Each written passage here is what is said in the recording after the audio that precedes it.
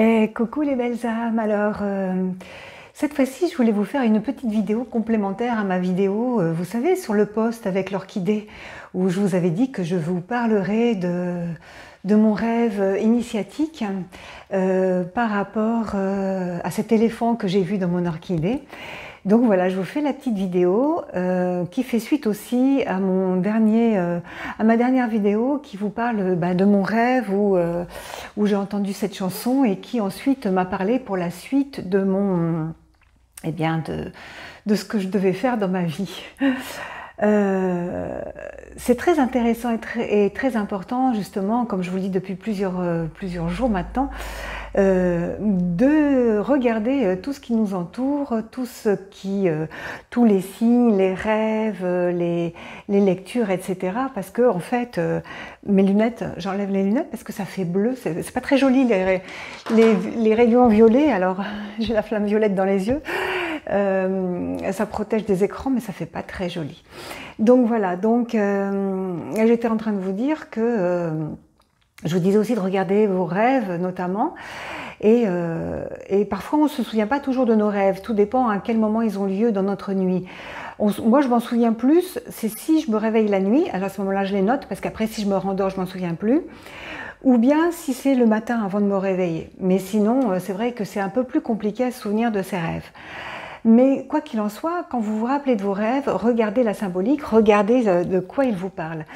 Et puis, cette tête d'éléphant, je vous avais dit que ça me faisait penser à un rêve initiatique, et c'est pour ça que ça me ramenait dans cette dynamique de me souvenir de ce rêve pour me souvenir de ce qu'on m'avait dit dans ce rêve. Parce qu'en fait, c'était un rêve à l'époque où j'étais mariée, j'avais des enfants, j'avais un travail, bon, j'étais pas spécialement branchée spiritualité, même si j'avais des ressentis, si j'avais des petites choses comme ça, mais bon, j'étais pas tellement dans cette dynamique de regarder toujours les signes, etc. Je voyais quelques-uns, mais sans plus. Et puis une nuit, j'ai fait un rêve qui m'est resté gravé parce que je me suis réveillée et ça m'a marqué. Comme quoi les rêves qui doivent vous marquer restent en vous. Dans ce rêve, je montais vers le ciel. Dans ce rêve, j'étais complètement consciente que j'étais en train de mourir. Et j'arrive dans un endroit tout blanc, avec un maharaja, avec un turban, une grande plume blanche très majestueuse, sur un éléphant blanc, d'un blanc éclatant, avec des parures dorées, argentées, c'était magnifique. Et moi, toute légère, j'arrive et je dis au maharaja, qui avait un air doux et tendre et bienveillant, je lui dis « Ah, enfin, ça y est, je suis arrivée ». Et là, le maharaja, dans ce rêve, me dit « Mais tu es arrivée où ?» Et je lui dis « Ben, là où je dois aller ». Et il me dit, mais tu n'es arrivé nulle part. Pour arriver ici, il faut déjà que tu aies commencé ton travail. Et là, je le regarde, puis je dis, mais quel travail? J'ai travaillé, j'ai des enfants, j'ai mon travail, je comprends pas. Et il me dit, non, tu sais de quoi je parle. Il faut que tu leur dises que nous sommes ici. Et là, je disais, mais c'est pas possible. Mon ego aurait pu dire, leur dire qu'il y a un maharaja avec un éléphant, mais j'avais compris le message. Compris qu'il y avait plus grand que nous, il y avait autre chose qui pouvait nous parler et qui pouvait nous dire, retourne pour faire comprendre aux autres qu'ils sont plus grands que ce qu'ils sont et qu'ils fassent ce qu'ils ont à faire finalement pour se recontacter à cette part plus grande qu'eux. Ça, je l'avais compris à demi-mot déjà, alors que je n'étais pas dans ce domaine-là. Je n'étais pas encore thérapeute ni rien, mais c'était tellement clair que je devais entendre ça à ce moment-là.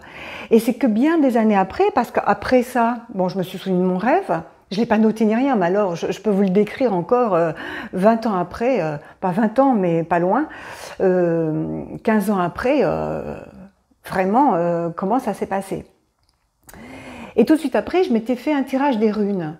Et dans les runes, j'avais dit, c'est quoi ma mission de vie? Dans ma mission de vie, c'était encore d'amener les gens vers qui ils étaient. J'avais dit, mais c'est quoi ce bazar? Je comprenais rien du tout à l'époque.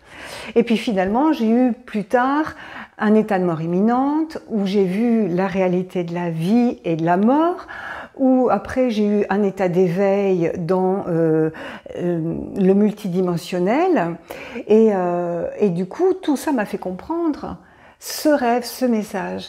Et vous voyez, même encore maintenant, quand je me pose des questions, j'ai des doutes, paf, il y a un signe, on m'offre une fleur, la fleur de quelqu'un qui est dans la spiritualité, évidemment, et je vois cet éléphant qui me reparle de ma spiritualité, qui me reparle de ma mission de vie. Voilà, donc c'était mon petit témoignage sur les rêves, et je vous invite, vous aussi, soit à être attentif à vos rêves, soit si vous en avez fait, de témoigner sous ce post, parce qu'en fait, il y a beaucoup de gens qui ont des doutes, qui se disent « mais non ». Oh, c'est le hasard, c'est pas possible, ça se peut pas. Et plus on va entendre, plus on va voir que des choses concrètes se manifestent, plus on va revenir à soi et plus on va pouvoir se positionner nous aussi dans les signes qui nous entourent, et plus on en voit et plus on comprend et plus ça s'ouvre, le chemin s'ouvre et le cœur s'ouvre. Voilà, c'est vraiment un partage que je vous propose de faire pour que, pour que les cœurs s'ouvrent et que les gens reviennent à soi. Je vous fais de grosses bises les belles âmes et je vous dis à très bientôt pour de nouvelles aventures terrestres.